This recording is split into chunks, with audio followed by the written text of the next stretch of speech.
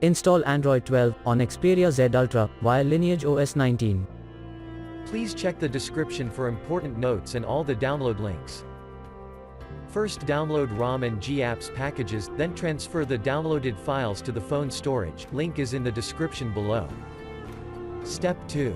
Boot your device into TWRP recovery. Once in TWRP, click on Wipe, Advanced Wipe, and select the check boxes, as shown in the image, excluding internal storage.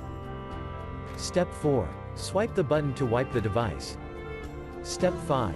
Go back to the recovery main screen, and tap on the Install button. Step 6. Navigate to the storage, and select the ROM ZIP file. Step 7.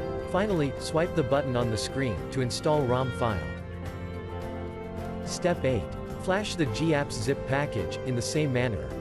Step 9. After GApps flashing completes, select Wipe Cache and dalvik from bottom left side of screen, and swipe to wipe.